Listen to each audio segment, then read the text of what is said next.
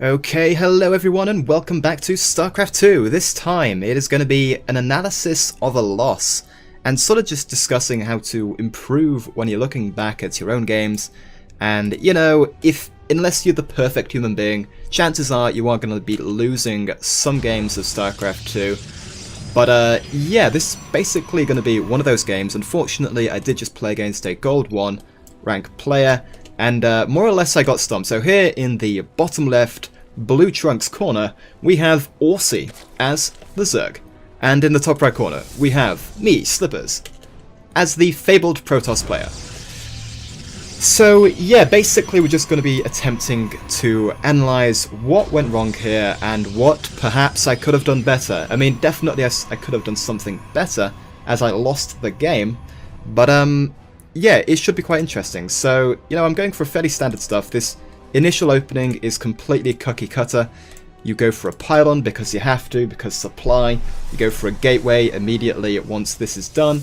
Then you get an assimilator for gas. And then you go into either a nexus on 19 supply, or you go for another gateway. Now, if we take a look down here, there will be a very good reason for why I went for a gateway, even if it happens sort of after the fact. So I poke my probe in for scouting. After I make the gateway, I poke my probe in, just to see what's happening. And he has a bunch of lava. But as we'll see on the production tab, he instantly morphs all of that lava into Zerglings, as a very real response against my probe.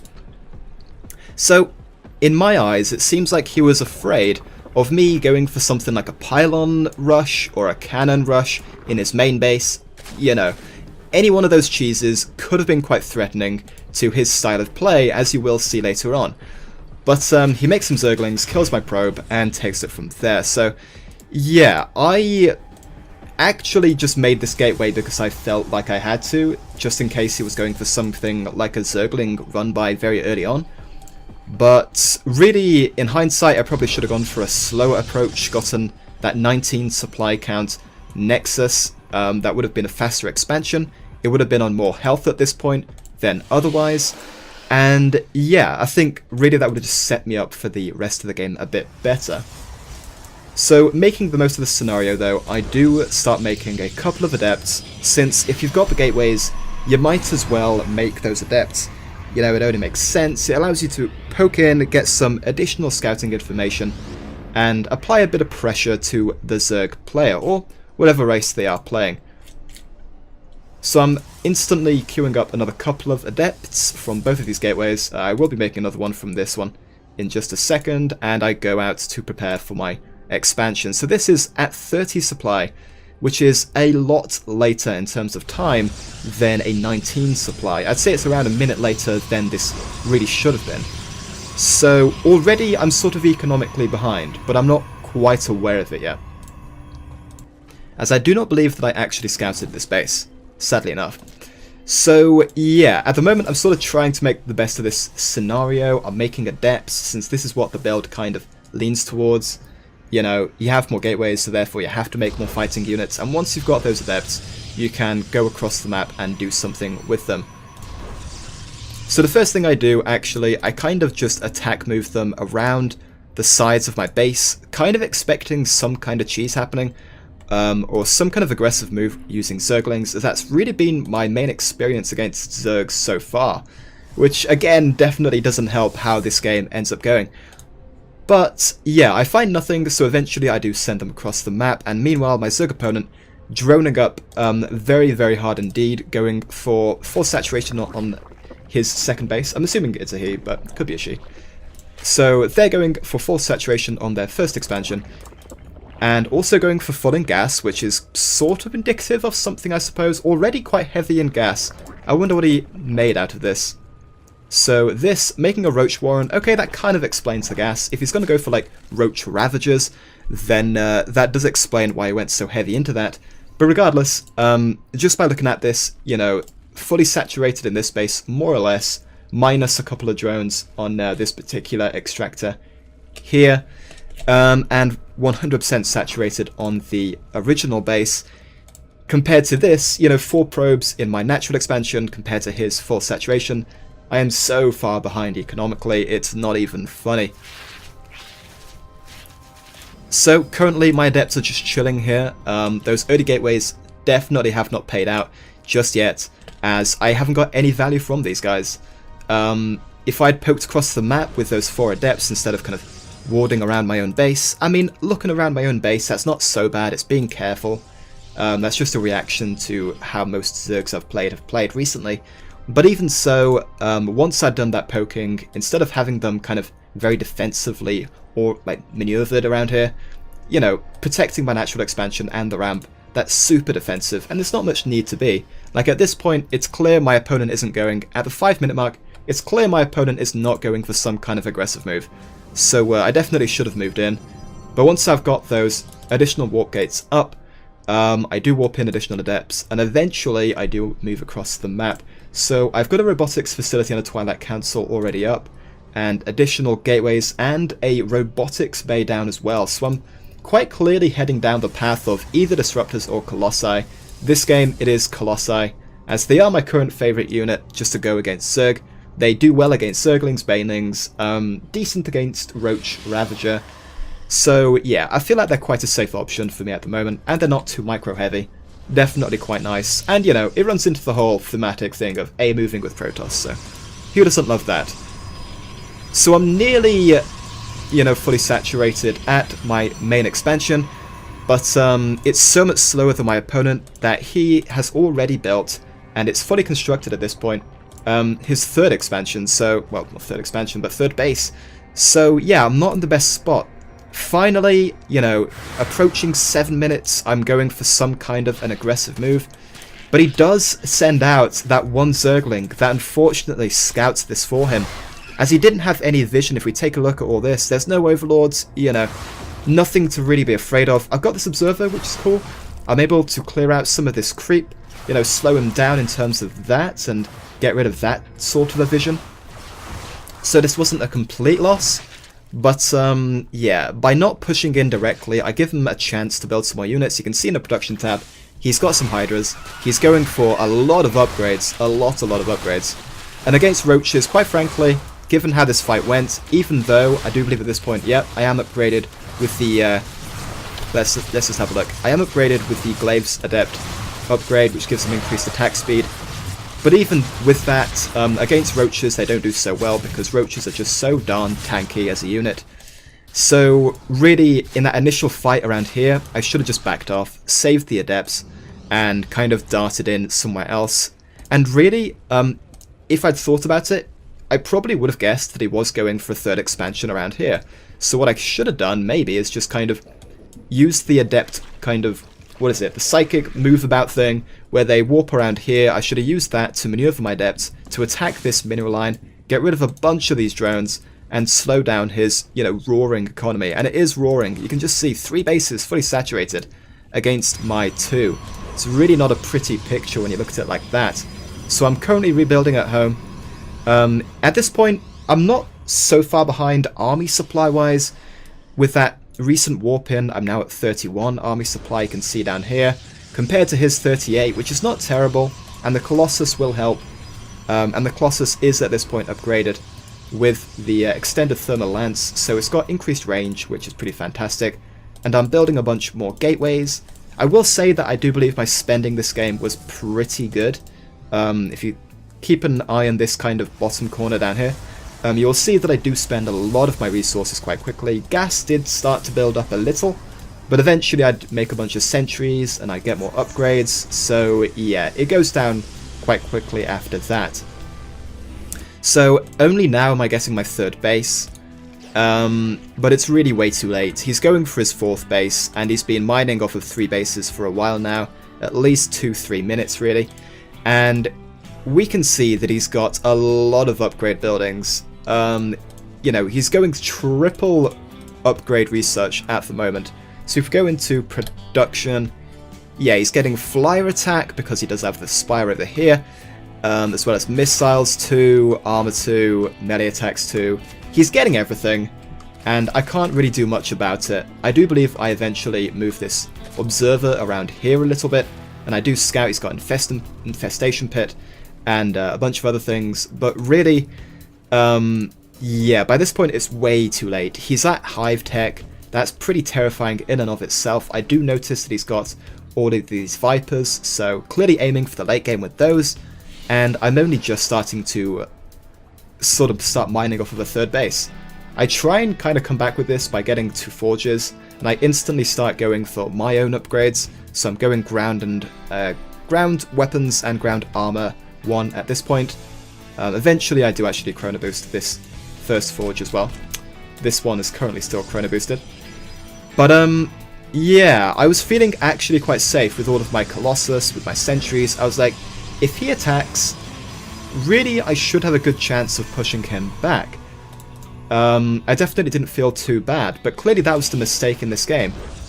When I saw that he had so many units, so many upgrades, I should have realized that he was just exploding economically wise, and he was very much aiming for the late game, and therefore I should have tried to get more aggressive. At this point, our army supplies are still very similar to each other's.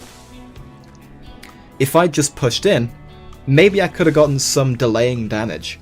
But sadly, I mean, I've even caught up with worker count as well, which is not so bad. He's got some, so what he's actually got in his army, he's got Lings, he's got Hydras, he's got Vipers, some detection against, you know, invis units, pretty standard stuff for Zerg to get. And yeah, at this point, I'm sort of about to be drowned in this economy. You can see down here, he's got like 2k plus minerals and nearly 500 gas. That is a lot compared to my, you know, to be fair, I'm spending my resources quite well, which is why I haven't got quite a bank as big as that. But even so, this is just me misunderstanding the state of the game.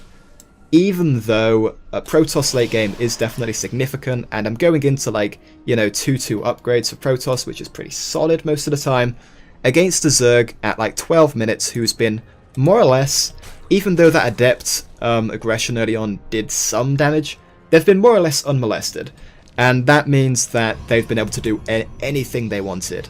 And for Zerg, that means spreading creep and building lots of bases. 4 bases, almost fully mining. This one seems like it's been unsaturated to the max for a while now, but as you can see, he's going into Ultralisks and like tier 3 upgrades. This is terrifying. If I could just send another observer in now and just see this army, I would be pretty terrified myself. And I do, in fact, send in a hallucinated Phoenix. This is something I need to do more often.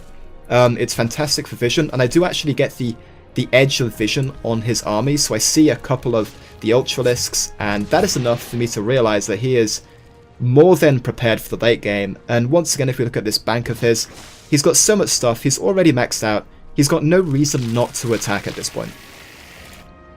And if we take a look at upgrades once again, I mean, you can see he's got 2-2, and I'm still sitting on 1-1, nearly-ish at 2-2 myself, but currently he will just be building his own tier 3 upgrades, and that's just, you know, that's a step too far, especially with all these late game units. You know, Ling Bane plus Ultras plus Vipers, that is a lot of stuff, really, for me to deal with. So I'm trying to build as much as I can. You saw I just made like a random zealot there. That's just because I was like, I need stuff just to repel his next attack, or I should say his first attack, since he hasn't actually made any super aggressive move yet this game. And that's in and of itself, I really should have realized that this was, you know, him playing his comfortable game, which was his macro game. Quite frankly, if I was him with all this minerals, I would just make like 2 extra bases, kind of get the background kind of macro economy ready for when he needs to start mining off of his next few bases. When, I mean, this main base has been mined out for a while. This base is starting to be mined out, you know, at 10 max workers. This base is fine, but this base again, this one's even more mined out because it was the natural expansion.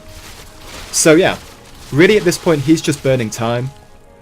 If I had to criticize his gameplay, it would be that he really should have moved out as soon as he hit 200. As at that point, he still had around, you know, plus 2k minerals and some gas, so he could have maxed out, like, after losing that army quite easily, and done a bit of damage to me. But maybe he was in the same boat that I was, in that he was afraid of my kind of potential aggression. And here, this is where I make a really big error. I move my army out, and it starts, as you move your army out, the faster units naturally kind of lead to this kind of conga line of units.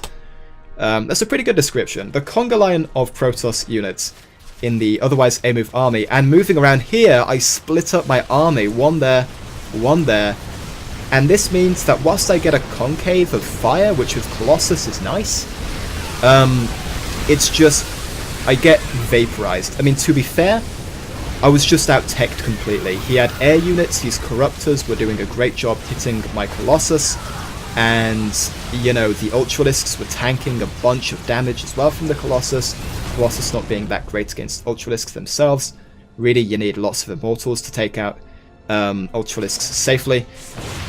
So, yeah, I just got out-macroed, and this resulted in one that, whilst I did mismanage that fight in terms of my movement, the game was quite frankly lost before that point. I hadn't expanded enough. I hadn't scouted what he was doing. I didn't realise that he was A-OK going for that super late game Zerg build with Ultralisks, Vipers, you know, all the fun toys that Zerg have to play with. And yeah, I basically just got out macroed. So at this point I lose this base. I was sort of planning ahead. I'd built this fourth base just in case, assuming that my attack was going to go okay, not realizing that it would go as horrifically as it did indeed go. So let's just take a look, and you can see in the background, with all those minerals, he makes like nearly 100 lings and a whole bunch of Mutalisks, and if we take a look across the map, you know, we've got all these Mutalisks about to head over, all these lings about to head over, and this is just the Zerg way of kind of remaxing in under a minute. That is, you know, the cornerstone of the race. They can lose an army in the late game and then hit you twice as hard the next time round whilst you're still remaxing, and I lose the match. So yeah, there we go, and analysing my loss in, quite frankly, what has been the first late game in 1v1 ranked that I've had, I would say. Whilst some matches have gone late game, most kind of result in one player sort of going down some kind of tech path that leads them to getting stomped by the other player, or some kind of strategy that just gets mismicroed or something like that. But this time round, I just completely underestimated how far down the whole macro economy route he was going, and yeah, I got punished. He had a massive army, and I got absolutely wrecked. I didn't do too badly in the initial fight, but Zerg can remax very easily, and quite frankly, I did not have anywhere near enough bank just kind of stored up to remax as fast as the Zerg player could. I mean, if we look at the bottom corner here, it's a bit faded, but you should be able to see that the Zerg player still has, even after making all of those lings and remaxing, he still has, you know, 2k plus minerals in his bank and a few hundred gas. He can make another round of Mutalisks, well, a few Mutalisks and a whole bunch of Zerglings, and make a third wave of attacks, even if this next attack hadn't worked, which, let's face it, it really did, as he won the game. So there we go, guys. A little bit of an analysis. God, that word is hard to say sometimes. A little bit of an analysis of my loss, as that is definitely one way to improve at StarCraft 2. Accept that you're going to lose sometimes, and accept that because you lost, you probably did something incorrect, or just misunderstood the situation. Both of those things were the case in this game. So as always, guys, thank you for watching. This has been another StarCraft 2 Rank Ladder 1v1 improvement session. And yeah, more StarCraft 2 coming up soon.